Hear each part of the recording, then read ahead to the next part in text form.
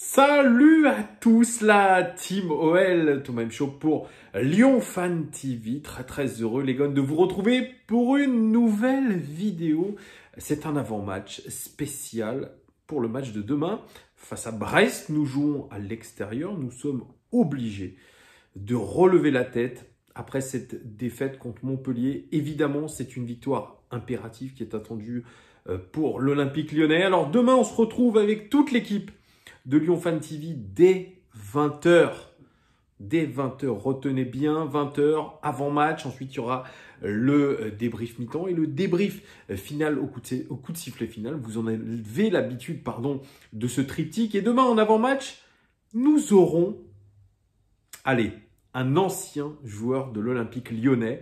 Donc, soyez au rendez-vous, je n'en dis pas plus. En tout cas, en avant-match, nous aurons le plaisir d'avoir un ancien joueur de l'Olympique Lyonnais qui était plutôt en vue ces derniers temps. Donc, je n'en dis pas plus. Rendez-vous demain à 20h. Donc voilà, ça c'est un petit teasing. Vous en avez l'habitude de ces petits teasings.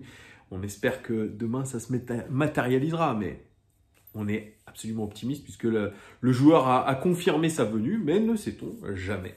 Bref, retour un petit peu sur cette équipe de Brest. L'équipe de Brest, franchement, c'est une bonne équipe. C'est une équipe par contre de milieu de tableau. Brest, c'est une équipe qui est 12e de ce championnat avec 31 points. 12e donc de ce championnat avec 31 points, mais 11e avec 32 points selon les expected points. Donc vous voyez que cette équipe est absolument à sa place, à une place près. Mais on va dire, voilà, l'équipe est très cohérente par rapport à ce qu'elle propose. L'équipe de Olivier Dalloglio, d'ailleurs l'entraîneur de Brest, qui est pressenti, entre gros guillemets, pour succéder, pourquoi pas, à Rudy Garcia. D'ailleurs, donnez-moi en commentaire votre avis sur Dalloglio. Est-ce que vous le verriez ou non à l'Olympique Lyonnais la saison prochaine, peut-être pour remplacer Rudy Garcia. En tout cas, l'équipe de Dalloglio, c'est une belle surprise de ce championnat. C'est un beau jeu qui est produit, mais une équipe dans le ventre mou un petit peu de cette Ligue 1. Au niveau des buts, c'est là où elle est pas mal. 37 buts inscrits, 6e meilleure attaque du championnat. Ils auraient dû en marquer 33. Vous voyez, ils sont en surperformance, les Brestois. Au niveau des buts encaissés, là, c'est pas terrible par contre. 44 buts encaissés, c'est la 4e pire défense de Ligue 1. Ils auraient dû en encaisser 36. Donc, ils sont en claire sous-performance dans ce domaine-là. Donc pour eux, il y a peut-être un espoir, en tout cas, de mieux défendre. À l'image du dernier match contre Lille, où ils ont, je crois, pas concédé un seul tir cadré. Donc, c'est peut-être la bonne surprise qui va arriver. Peut-être ce retournement un petit peu de tendance. Peut-être contre nous, j'espère pas en tout cas. Mais en tout cas, dans les faits, c'est 44 buts quand même encaissés, ce qui est beaucoup. Je crois qu'ils ont changé de gardien. Je sais plus comment il s'appelle le gardien, vous me le direz en commentaire, excusez-moi de cette approximation. En tout cas, c'est plus Gauthier Larsonneur. Cette équipe de Brest qui nous a créé beaucoup de problèmes quand elle est venue au Groupama Stadium, puisque nous avons encaissé un match nul. Alors bien sûr, il y a eu cette erreur de Lopez, mais une erreur je dirais à 3 bandes, puisque c'était pas uniquement lui le fautif. En tout cas, c'est une équipe qui nous a donné du fil à retordre. Leur meilleur buteur, Honora, 7 buts. Il aurait dû en marquer que 2. Vous voyez comme il est en surperformance. C'est assez hallucinant. Le deuxième meilleur buteur de cette équipe, c'est Steve Mounier. 6 buts, il aurait dû en marquer 8. Lui, il est en sous-performance, Steve Mounier. Ensuite, Irvine Cardona qui sera absent demain. 5 buts, il aurait dû en marquer 5. Lui, il est extrêmement réaliste. Et puis Fèvre, 5 buts, il aurait dû en marquer 4. Leur meilleur passeur, c'est Perrault. Leur latéral, 5 passes décisives. Il aurait dû en faire seulement 2. Donc lui aussi est en surperformance au niveau des passes D. Steve Mounier, 6 buts dans le jeu. 4 passes décisives aussi pour lui, ce qui est plutôt pas mal. Et puis Fèvre aussi, 5 buts, 3 passes décisives pour lui. C'est plutôt pas mal. Leur dernier match, 0-0 contre Lille. C'est une équipe qui joue 4-4-2. généralement, même si l'arrivée de notre Lyonnais Gianluca eh bien, a changé un petit peu le système de jeu. Il ne sera pas là demain parce que voilà, il a été dit dans son contrat que s'il était prêté à Brest avec une grosse partie de son salaire pris en charge, eh bien, il ne jouerait pas contre nous. Ça paraît un petit peu logique. Donc, c'est pour ça que Olivier Dalloglio, mais ça je vous le dirai après dans sa conférence de presse, il va un petit peu moduler tout ça. En tout cas, c'est une équipe qui est très prolifique. Les matchs sont très prolifiques avec Brest. C'est l'une des équipes les plus prolifiques. 3,5 buts par match en moyenne avec Brest. C'est plutôt pas mal. Comme je vous ai dit, c'est la 6e attaque de Ligue 1. Ce sont les premiers de Ligue 1 en termes de centres réussis. Attention, ça c'est pas mal, notamment dû à leurs latéraux très performants. Et puis, Fèvre, comme je vous l'ai dit, Fèvre, c'est 5 buts, 3 passes décisives. C'est le premier dans les courses, dans les zones dangereuses, dans les portées de balles dans les zones dangereuses. Donc attention, c'est un super joueur. On l'a vu notamment au match aller. Steve Monnier, ancien du championnat d'Angleterre, ancien de Montpellier. Eh bien, Steve Monnier, il est non seulement le 2e meilleur buteur du club, mais il est surtout le premier dans les duels gagnés de Ligue 1.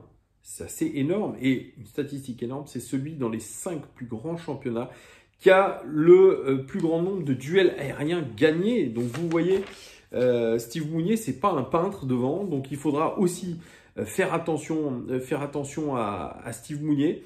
Alors, je vais revenir un petit peu sur la conférence de presse de Olivier Dalloglio, parce qu'elle elle est intéressante aussi. Alors, les incertains, Cardona et Le Doiron. Lucas, comme je vous l'ai dit, est absent. Il dit... On a 2 options. La première, c'est un 4-4-2 que l'on faisait avant, donc avant que Gianluca soit repositionné et qui a bien marché. Et ce que l'on fait depuis quelques temps, 4-3-3, qui a bien pris. Cela dépendra aussi de certains garçons, Cardona et Le Doiron. On verra s'ils sont aptes à 100%. Une décision sera prise à partir de là. En tout cas, il y a une adhésion du groupe qui est réceptif aux 2 systèmes. Alors Olivier Dalloglio, il se méfie beaucoup de l'Olympique Lyonnais. Après avoir affronté quand même ce club de Lille et d'avoir fait 0-0, c'est plutôt un bon résultat et surtout un résultat qui nous arrange. Alors Olivier Dalloglio, il dit il n'y a pas de surprise sur la qualité des joueurs de l'Olympique Lyonnais. C'est une équipe complète, très bien structurée, avec beaucoup de choix au milieu de terrain et des garçons de grande qualité qui restent sur le banc. Elle aime bien jouer au ballon et le faire vite circuler avec des atouts dans la conservation. Plus de la puissance sur les coups de pied arrêtés, c'est ce qui fait qu'elle est en haut du classement et joue le titre. Il rajoute quelque chose aussi d'intéressant. On a été très performant sur le plan défensif car on n'a pas fait d'erreur contre Lille et on a empêché Lille de s'approcher de notre but. Après, on doit pouvoir conserver le ballon, amener le danger chez l'adversaire différemment car on a eu beaucoup de pertes de balles un peu bêtes. On doit le rectifier, surtout quand on est à la maison et que nos repères sont là. On devra absolument rester solide car cette équipe peut marquer à tout moment par son collectif et ses individualités. Mais si on veut la gêner au maximum, on sera obligé d'être meilleur dans la tenue du ballon. Et oui, nous aussi, ça nous arrive à l'Olympique Lyonnais ces derniers temps de faire beaucoup d'erreurs techniques, de fautes techniques. Eh bien, Olivier Dalloglio, il est très pertinent là-dessus, je trouve. En gros, il dit que la performance à Lyon, elle dépendra surtout de cette phase de conservation. Donc, ils vont venir à Lyon dans le but de tenir le ballon et surtout d'éviter le plus possible d'échecs techniques. Et puis, je vous le disais, donc cette défense qui est en train de revenir du côté du stade brestois, ils étaient en sous-performance. Là, ils essayent de revenir à leur vrai niveau, les Brestois. Et c'est passé notamment par le changement de gardien. Je ne me rappelais plus de son nom. Eh bien, c'est Sébastien Cibois qui va vivre sa 4e titularisation de suite, préféré à Gauthier Larsonneur, qui était un petit peu, rappelez-vous même contre nous, c'était un petit peu compliqué. Il faut qu'il s'installe un peu, plus il va jouer, plus il va montrer ses qualités. Il a été sollicité sur quelques ballons, mais des fois, il faut être attentif car on ne peut n'avoir qu'un arrêt à faire. Pour l'instant, ce qu'il a eu à faire, il l'a bien fait. On ne lui demande que ça, peut-être que demain, il sera hyper sollicité.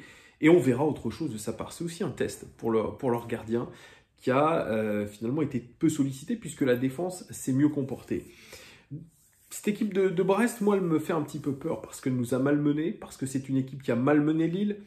Je pense qu'ils seront à domicile, ils vont vouloir faire le jeu, ils vont vouloir jouer leur va-tout. Ils ont un coach qui est très intéressant en termes de style de jeu, en termes de principe de jeu, en termes même de mental, d'approche psychologique des matchs. Il y a une équipe qui est en confiance, même si elle est dans le creux du championnat, dans le ventre mou du championnat. Elle a fait une belle performance contre Lille et ça leur donne plutôt de la motivation. Alors du côté de l'Olympique Lyonnais, il y avait Paqueta en conférence de presse.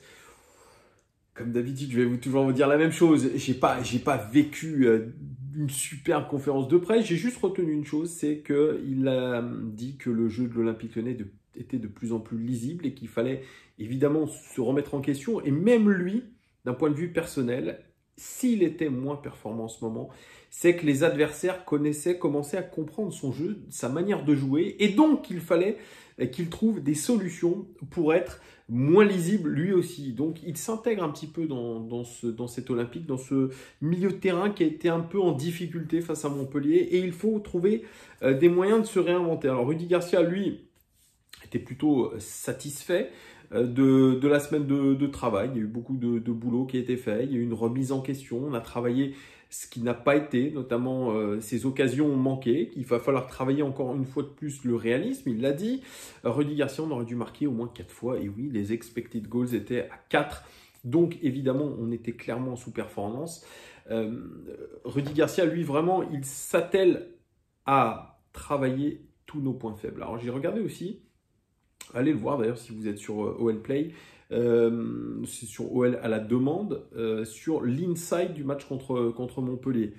On a vu des Lyonnais qui avaient abordé ce match un petit peu en décontraction, avec beaucoup de confiance.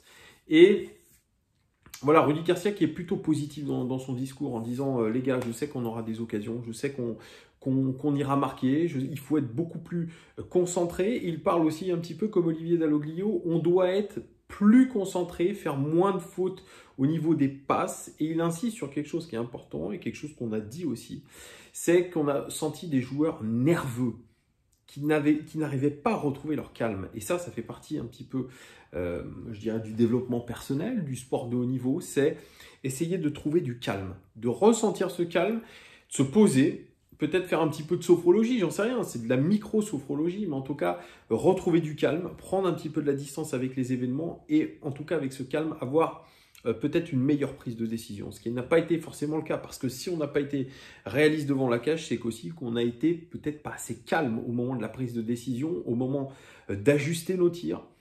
Donc voilà, c'est ça que j'ai un petit peu aimé, c'est qu'il est très positif, Rudy Garcia. À la fin du match, il dit à ses joueurs, bon, écoutez, c'est une erreur, c'est une erreur de parcours.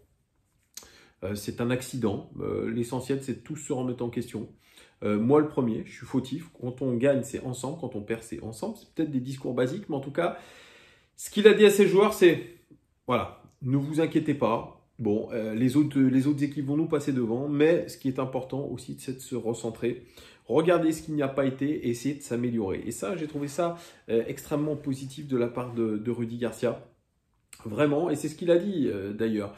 Cette remise en question, elle doit être permanente à l'Olympique Lyonnais. C'est une course d'endurance, il le dit. Ça va être serré jusqu'au bout. Il y a d'autres équipes qui vont perdre des points, etc. Mais il faut gagner des matchs. Il faut se relancer sur une série de victoires. C'est impératif si on veut viser la Ligue des Champions. Il n'a pas parlé de titre, il a parlé de Ligue des Champions. On doit pouvoir se relancer les gones comme ça. Ça passera par le jeu, ça passera par être réaliste. Il rappelle aussi que nous sommes l'équipe en Europe qui a touché le plus de fois les montants. C'est vrai aussi. Mais il faut essayer de retrouver ce réalisme assez important, cette domination aussi.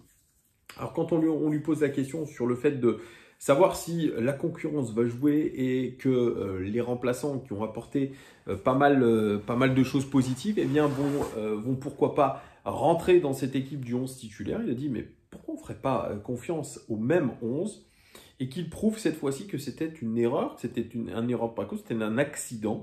Pourquoi on ne ferait pas jouer les 11 mêmes? Est-ce que c'est de l'intox? Moi je pense que c'est de l'intox. Demain, moi je vois bien Cherki et Slimani débuter ce match-là dans un 4-3-3. Marcelo sera absent puisqu'il est blessé à la cheville. Il n'y a pas de date de reprise prévue. Donc la charnière centrale, ce devrait être Denayer qui revient dans l'équipe. Et puis Diomandé. Dans les cages, bien sûr, il y aura Anto Lopez, en espérant qu'il se soit remis lui aussi psychologiquement. Dubois à droite, à gauche. Moi, j'ai un petit peu une hésitation. Je pense que c'est Deschiglio qui jouera demain. Milieu de terrain, point de basse, Bruno Guimaraes. À gauche, on aura Maxence Cacré. À droite, Paqueta. Et une attaque à 3 avec Memphis à gauche, même s'il n'aime pas trop jouer à gauche, ça sera Memphis à gauche. Slimani dans l'axe. Et à droite, ça sera Ryan Cherki. Moi, je le vois comme ça. Vous me direz, vous, en commentaire, si vous voyez à peu près la même chose. Je pense que c'est de l'intox. Il ne va pas remettre la même équipe, Rudy Garcia. En tout cas, il serait suicidaire de remettre la même équipe et que ça se passe mal. En tout cas, il faudra retrouver des vrais principes de jeu, même si j'aimerais très sincèrement, les gones, qu'on voit peut-être une autre organisation, qu'on voit une autre animation. C'est ça qui serait intéressant. Moi, j'aimerais vraiment qu'on essaye de surprendre cet adversaire qui sera forcément pas facile à prendre. Mais l'objectif, il est clair pour Rudy Garcia, il est de gagner contre Brest. Et moi, je vois franchement l'Olympique Lyonnais gagner de nouveau. Je nous vois gagner d'une petite avance, je vois un 2-1, je vois un but de Slimani et je vois un but de Memphis Depay. On verra si c'est le cas. En tout cas, vous me direz vous aussi en commentaire ce que vous voyez. Mais c'est un match, on me dirait un peu piège, c'est vrai. Mais en tout cas, eh ben, ça aura le mérite d'être vu ce match, d'être commenté. J'espère qu'on aura l'occasion de s'esclaffer, en tout cas, d'être heureux, de retrouver en tout cas cette dynamique de victoire. Nous verrons bien demain. Merci en tout cas les gars de nous suivre de plus en plus nombreux. Abonnez-vous, likez, dislikez si vous n'aimez pas cette vidéo, mais surtout abonnez-vous, partagez-la. Et rendez-vous demain à Lyon Live TV avec un invité exceptionnel, ancien joueur lyonnais. Soyez au rendez-vous demain dès 20 h. Bonne soirée les gones et à demain. Ciao!